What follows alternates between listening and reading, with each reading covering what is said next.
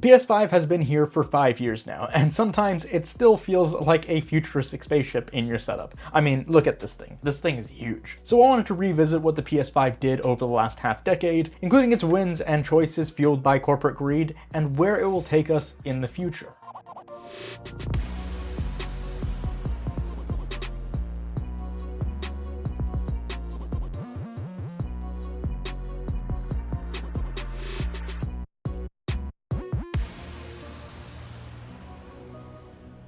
Well, I think the best place to start is as good as any, right from the beginning, and that is all the way back in 2020. Coming hot off the heels of the PS4, people were super excited for what Sony was gonna do next. I mean, everyone expected it was going to be a PS5 because it's not like they have bizarre naming conventions like Microsoft does, but still, we were all anticipating what this console generation was going to look like and what the console itself was going to look like. And that announcement trailer clearly generated enough hype because all pre-orders were already sold out. I mean, yeah, it was that crazy. But then on top of that, because it was at the height of the pandemic, right when it started, when things got really serious, it also meant that there were a lot of chip shortages, and that meant that they couldn't produce as many consoles. And when they did make some, what didn't help were all the scalpers. So people, including myself, were like following every piece of social media, following alerts and deals and whatever as soon as that dropped. I wanted to get it day one, but, that wasn't going to be possible. I ended up getting it March 2021. So technically, I didn't spend 5 years with this thing, but close enough. It's been 5 years with the console, okay? And because it was so incredibly difficult to get your hands on one of these things, the novelty shot up, and therefore the value shot up as well. And yeah, while it's still an incredibly powerful console, and I use this as my daily driver, this is the thing that I play on, most of my games are built up on this library. But then again, that's because I've built up a library on PlayStation for many, many years. But it's also not as peachy and rosy as it seems. But we'll get more into that in just a moment. First, let's discuss the hardware. The base PS5 features an 8-core AMD Zen 2 CPU, a 10.3 teraflop AMD RDNA 2 GPU, 16 gigs of GDDR6, and an 825GB SSD. So yeah, it packs quite a punch. Maybe not quite the punch like an Xbox, technically speaking, but they are pretty on par. But now looking back, I do find it weird that they opted to go for 825GB. Because really, that means that you're really only getting 667GB. That isn't a lot. That's okay, sure. It's more than 500 from the base PS4, but the PS4 Pro had 1TB, so what gives? Okay, yeah, I know it's an SSD, but still, if you look at the Series X, that has 1TB. So if that tells you anything about where the rest of the video is headed, well, there it is. Now, the console launched with two variants. One was the disc version, and one was the digital. Specs-wise, they're exactly the same, it's just that one doesn't have a disc drive. And that was a pretty shocking thing for a lot of us, because what that told us was that we were really all in for an all-digital future. Now, these gaming companies are really trying to push for that type of future, which gets into a whole other conversation about game preservation and owning physical media, but that's a separate topic altogether. But as much as it sparked some worry, at the very least, it was significantly cheaper. The original base PS5 disc edition was $499, while the digital edition was $100 cheaper, retailing at $399. Although that meant that if you ever thought about using the disc drive, then you better cough up that extra $100 and get that version, because there was no way to install an additional disc drive after the fact like you can with the slim models. But we can't talk about a console without talking about its controller,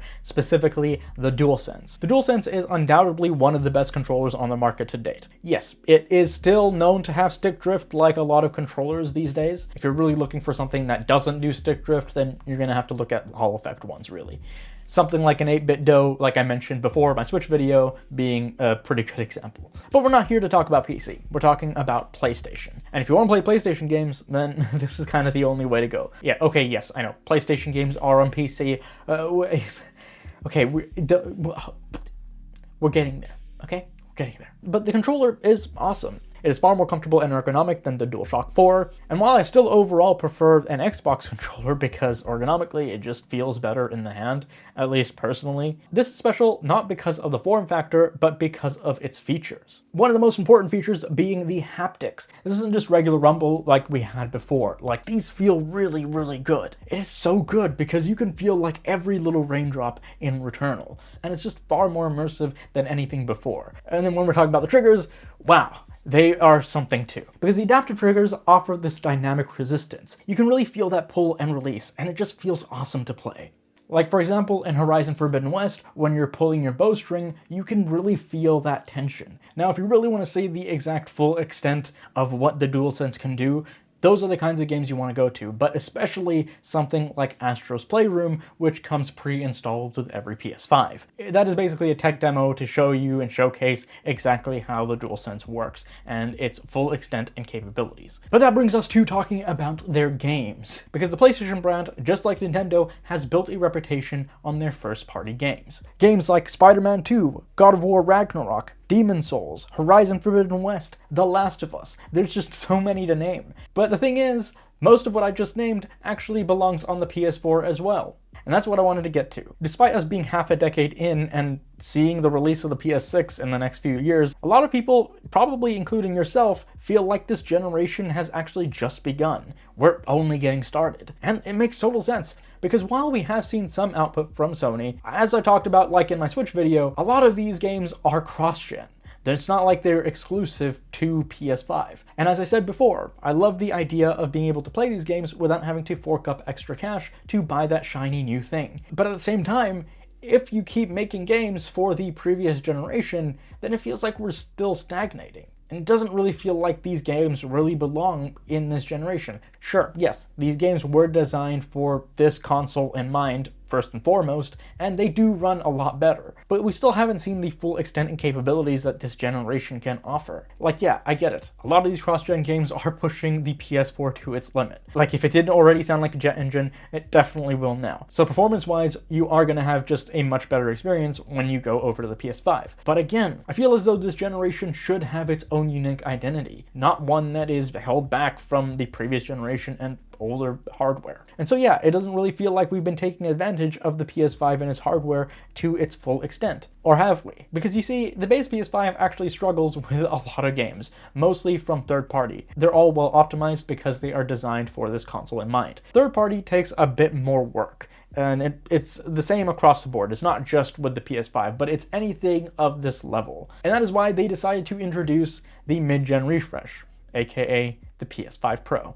In front of me, I have the PS5 Pro. Now, I don't have my launch PS5 with me because that is in a storage container somewhere. It's been sitting there for the last several months.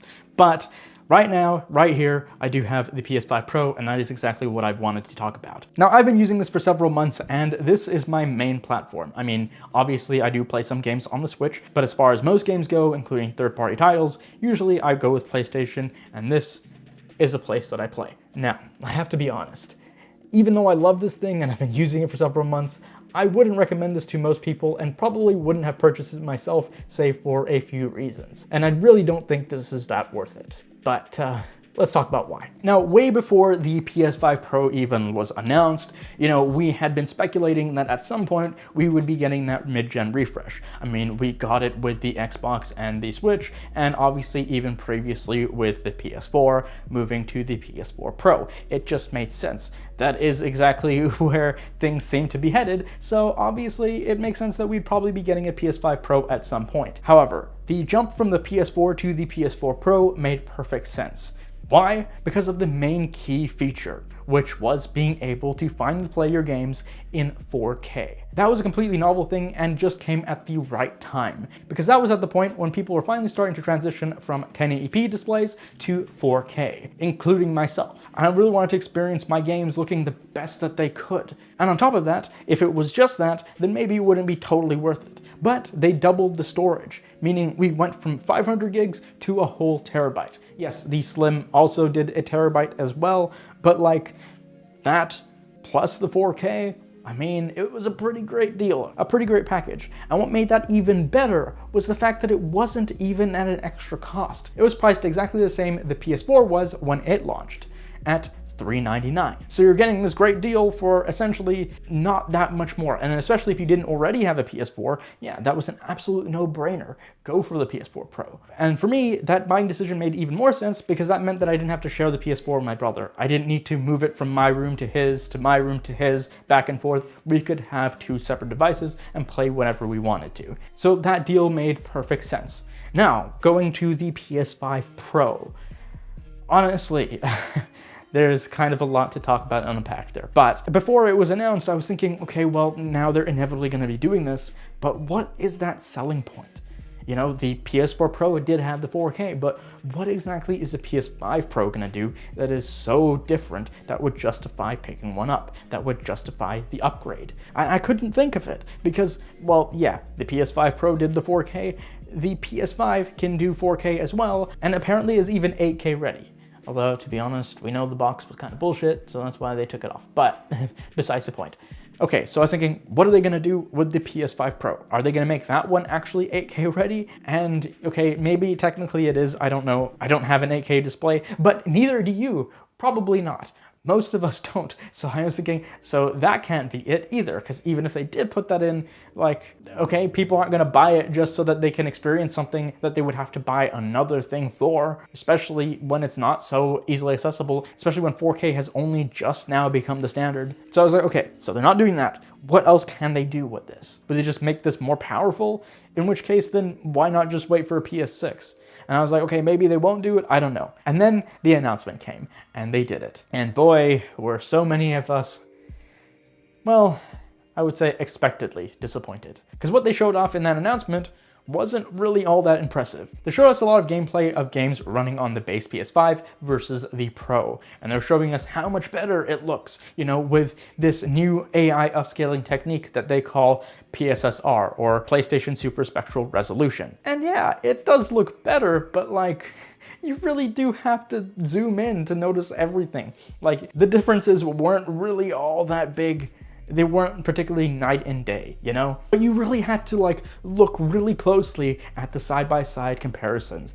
Their differences were so marginal and minimal that people started clowning on it and posting memes and stuff, and justifiably so. Now, to be honest, I'll give them credit where credit is due. You know, obviously YouTube compresses the hell out of footage. They're compressing the hell out of this footage, for example. And to really see the proper comparison between the two, you actually have to have two displays in front of you with the PS5 and the PS5 Pro. And you'll really be able to tell the difference when you have a much larger display, especially ones with the fancy bells and whistles like the OLEDs and the deeper blacks and stuff. With all that, you'll actually be able to properly tell. In fact, even I can actually tell even when I don't have them side by side. Like, just playing them and seeing how a lot of games look, yeah, I can definitely see the performance and the power in this thing. So you think maybe this is just really for tech enthusiasts that want that extra upgrade. But let's see, hold on. The main question here is really, what is the price? Surely it's not much more expensive than the base PS5, right?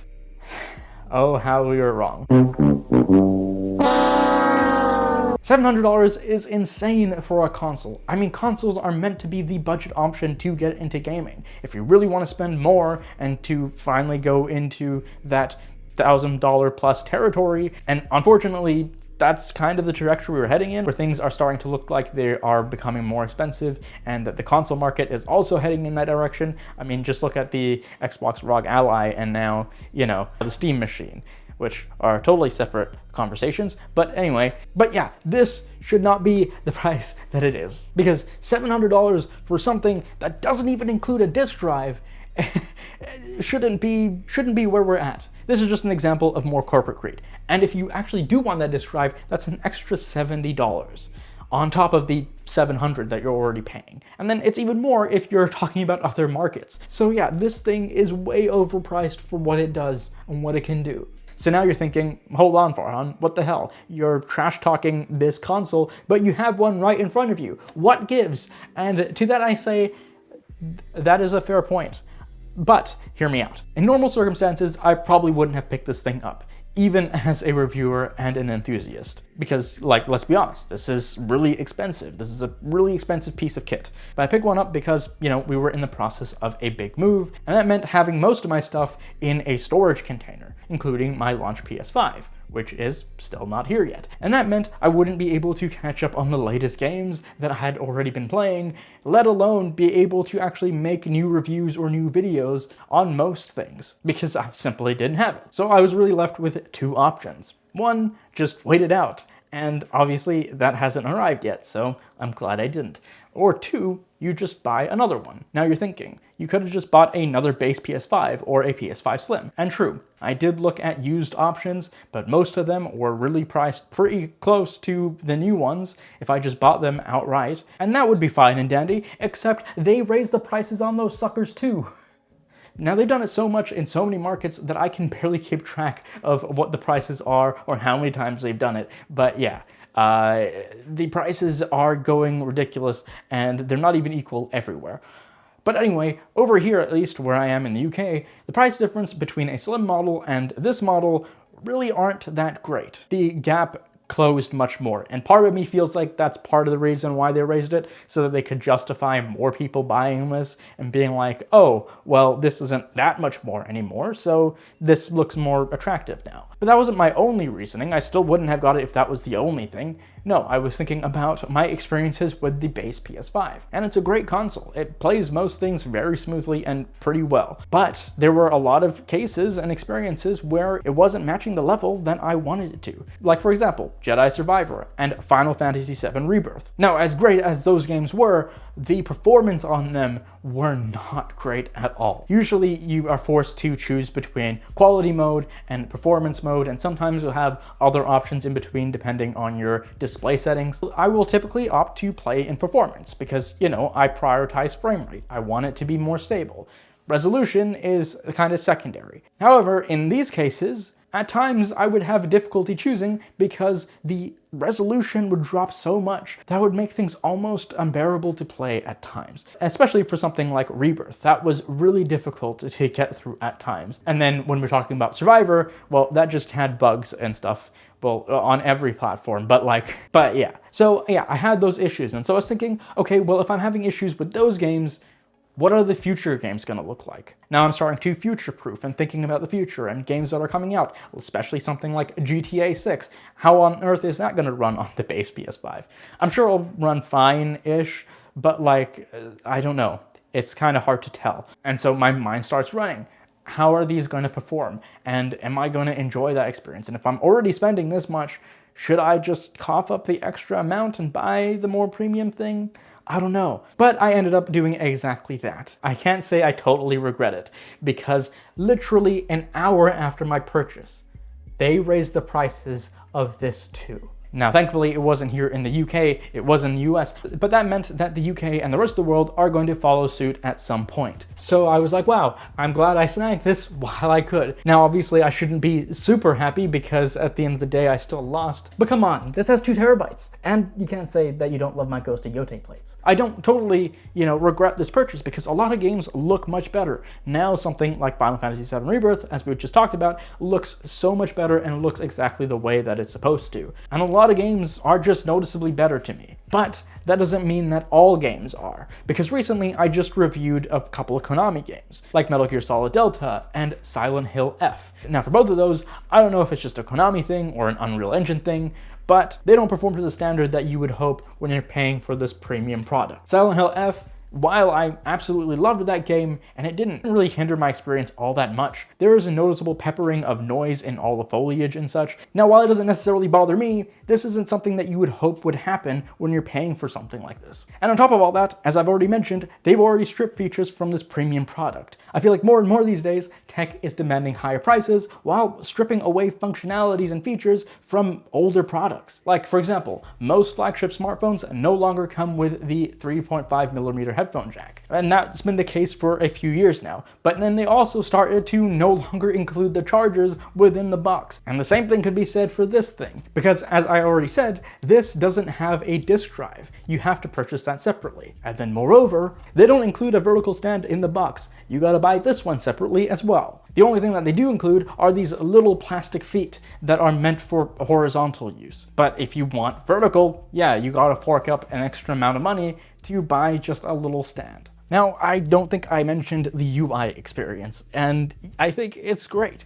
Is it as good as the PS4? I don't know. I mean, the PS4 came with lots of dynamic wallpapers, things that made you be able to customize and personalize the way that you wanted it to. I mean, it wasn't quite as great or robust as the PS3's customization, where you could literally set whatever wallpaper that you wanted and have whatever dynamic background that you wanted with all these themes and such. but, you know, the PS4 themes were fine, at least compared to what we got now. Now, I'm not saying that we don't have anything. It's only recently that they've added this update where you can go to your home screen and you can update and play around with some of the wallpapers, I guess. But it's not the same at all. But it is what it is. But as far as the navigation is concerned, it's very similar to the PS4 from what I remember. I mean, I do kind of prefer the PS4 because they still had those massive icons.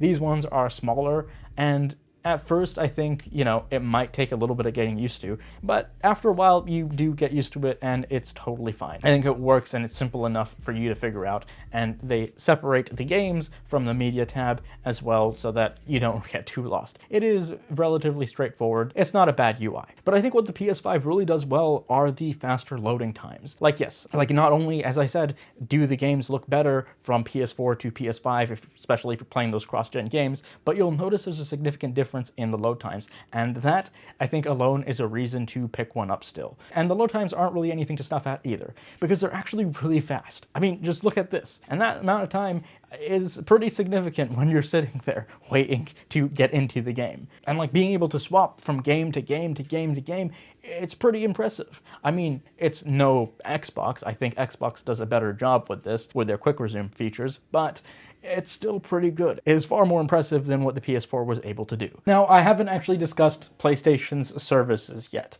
that being PlayStation Plus, and where we're currently at with that one.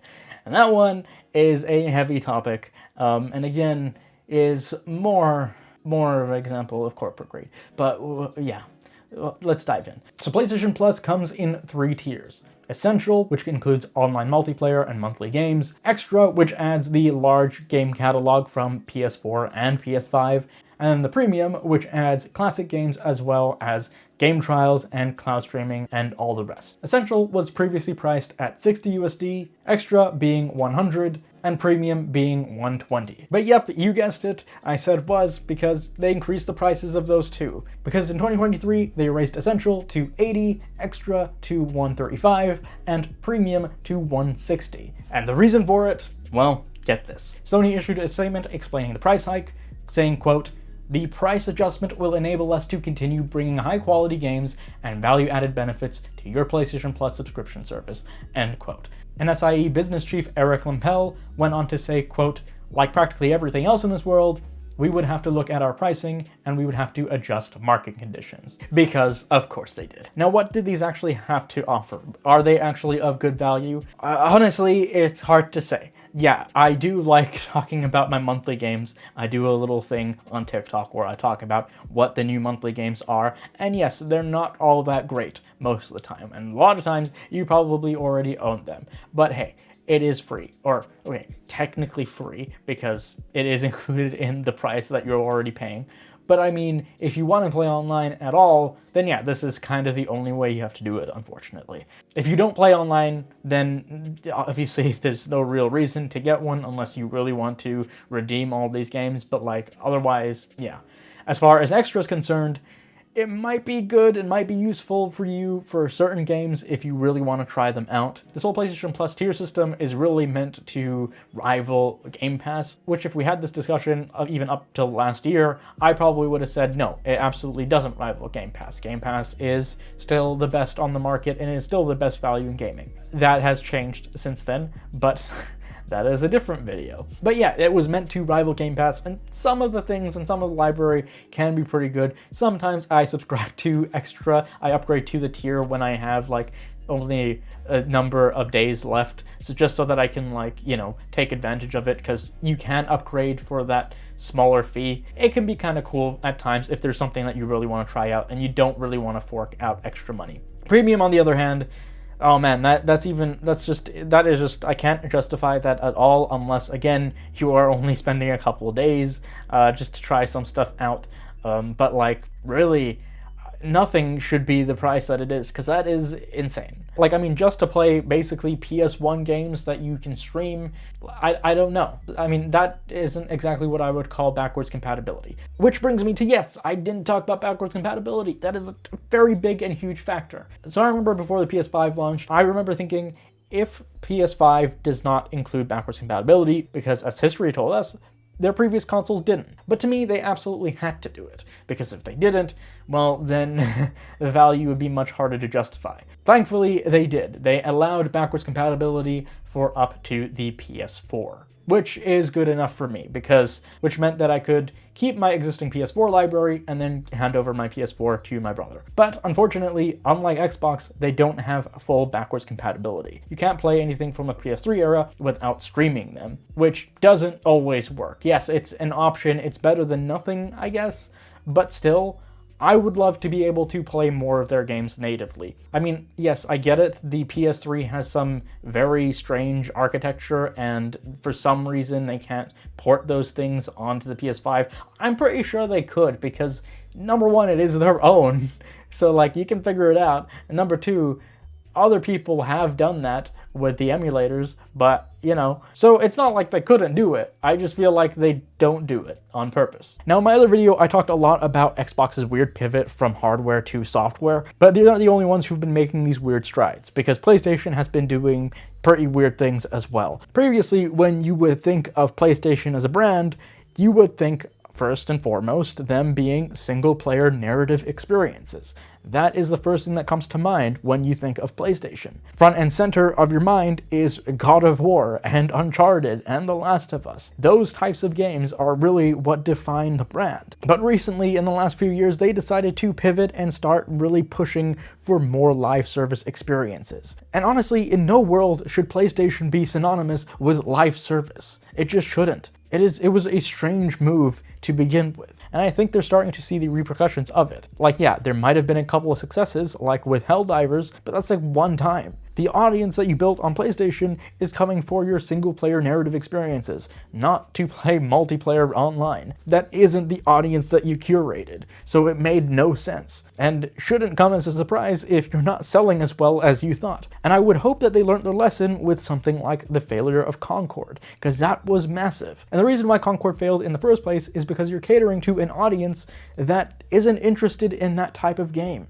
People aren't buying PS5s because they really want to play another hero shooter. I mean, it's not 2016 anymore. People aren't interested in that kind of thing, especially when you consider the fact that there are so many live service games out there already that are free. Concord isn't, and you're giving it to an audience that already doesn't care about it. So why do you think they would when you have a price tag tacked onto it? Not only that, but it's a brand new IP, so we don't already have an established connection to the characters. I mean, that's why Marvel Rivals is doing so well, because A, not exclusive to one platform, B, it is free, and C, it is with characters that we already know and love. Concord is just not that at all. I mean, if you really wanted to see any level of success, then at least put it on PlayStation Plus. But either way, I would have hoped that they learned from their mistake. And yeah, it seems like they kind of are going back to making more single-player experiences. They're kind of learning from it, I guess, but that also had repercussions in and of itself. That being, well, you know, a lot of those projects being canceled, and therefore a lot of people getting job cuts. More layoffs. That isn't great either. I don't know why we need to shut down entire studios instead of owning up to your mistakes, taking that loss, and then shifting in the right direction and taking care of your employees. Is that really too hard to ask? I mean, I guess in this day and age it is. But the silver lining would be, okay, well, at least they're not focusing on this anymore. They're going in the right direction.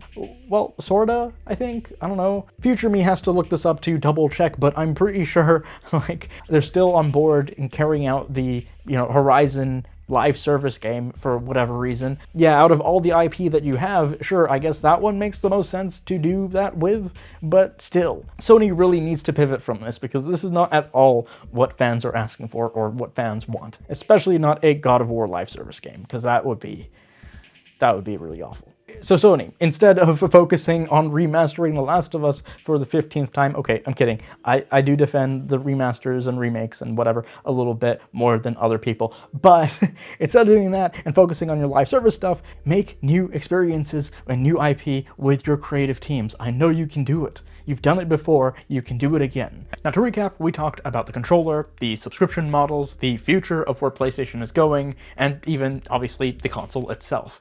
But what we didn't talk about are some of the accessories. Now, I wasn't sure if I was going to talk about this particular angle, especially because I don't own either of these, so take what I'm going to say with a grain of salt. But it is, after all, still part of the life cycle and worth talking about. I mean, if I just totally skipped over it and I didn't talk about it, then I think we'd be missing a pretty significant aspect of this whole generation. Now, to be honest, I don't think I'm the only one who would have forgotten about this, because Sony seems to have forgotten about this as well, and that being the PSVR 2. Now again, I don't actually own a PSVR. In fact, I don't own any headset. In fact, I have never even tried VR once in my entire life. So again, take what I'm gonna say with a grain of salt. But there's a reason for that. VR gaming is just not that accessible to really get into. It seems like a really, really cool but niche corner of gaming. And I say this because VR headsets are expensive, right? It is an expensive side of gaming to get into. I mean, gaming is expensive, but like especially VR, it just takes it up a notch. Now, specifically with PlayStation, it's even more so expensive, because when you factor in not only the cost of the actual VR headset itself, which was $50 more than the base PS5 at launch, as well as the actual console itself, because, you know, obviously you can't actually just have one or the other. You need both in order for the headset to even work. It becomes a luxury item, something that not a lot of people are willing to really spend on, which is why it's lowered so much over time. But even then, even at this price, it's still not something that I think a lot of people are really that interested in, simply because of the games. Now, I think there just aren't enough games that are VR. I mean, there are some games that are VR specific, right? There are games that are designed specifically with VR in mind. For example, like Horizon Call of the Mountain, specifically made for the PSVR 2. But those are very few and far between. And then, yes, you do have a couple games that allow for VR as well. They have those capabilities on top of being able to just play them normally, like for example, the Resident Evil games. You would be able to do that. And that's actually something I really wanted to experiment and try at some point. Playing Resident Evil in VR just seems so awesome, and it seems like it really heightens the tension.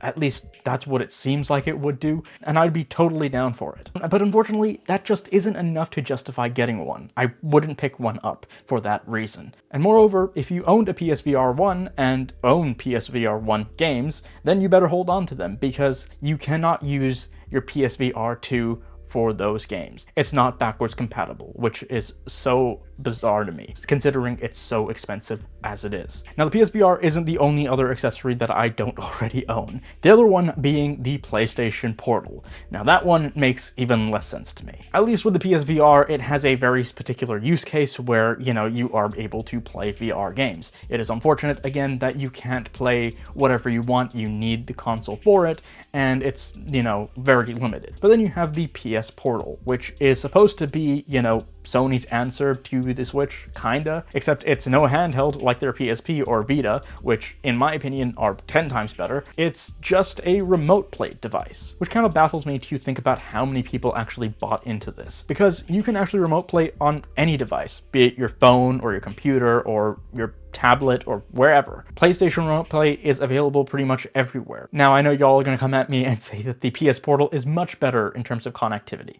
and probably, yeah, it is. I can agree with that. But is it that much better that it should be the amount that it is? And yeah, okay, you have this nice big screen, and I'm sure it feels much more comfortable, especially because they essentially took the Dualsense and then split it in half and put the tablet in the center. That's essentially what this is. Well, I don't know about you, but I'd much rather just buy a backbone or something and then throw it onto my phone. That is much more cost effective. Yeah, it's not as big or maybe as comfortable, but I mean, like, you are essentially getting almost the same experience for a fraction of the price. So it kind of boggles the mind a little bit, the justification of something like this. But better yet, I would recommend something like picking up a Steam Deck. Yes, I know, the Steam Deck is technically more, but it is, at the end of the day, a full handheld that doesn't just do one thing. And the Steam Deck is actually the thing that I use in the rare occasion that I do want to remote play to my PS5. And it works very seamlessly. Like, especially when it comes to the controls and the feel and everything. Like, yeah, I would definitely go with that. And then obviously, because it doubles as not just a remote play device, but a device that you can use for everything. And again, it's a handheld PC. So going that route, even though, yeah, you are spending a bit more, you are getting all these other features versus something that, I don't know, that's very, very hard to justify, I feel. But I feel that way about a lot of things, I guess. Now, I know what you're thinking. Farhan, you totally forgot about the PC side of things. And no, I didn't. That's why I'm doing this. Okay, yeah, I forgot. But then I remembered. But recently, within the last few years, we've been seeing a lot of Sony's catalog make its way to PC. It's not quite like what Xbox is doing because, you know, Xbox has like almost their entire library on there. Sony is deciding to sort of have their library and their exclusives sort of trickle into the PC market. It's not like it's all in one go. Now, the question is, does this significantly devalue the PlayStation itself? No, at least not yet. Simply because, for one, it's not its entire catalog, but then two, these exclusives slowly trickle onto the platform over time. They don't just appear immediately. For the time being, you still are going to see your exclusives on PlayStation first. Then later on, within a few months or a couple of years or however long it takes, then you'll see them on PC. However, more and more recently, we are seeing not only more exclusives come to the platform, but a couple of them actually launching day and date. Now, is it possible that Sony could continue doing that and just putting all of their exclusives and all their eggs in one basket? Maybe, but I really hope not, because in that case, then it does severely undervalue the console itself. But anyway, thank you for making it through all the way to the end. If you enjoyed that video, please leave a like, as it really does help out the channel. And if you are interested in my thoughts on the Xbox side of things, well, click this card here. And as always, until next time, I'll see you soon, and happy gaming.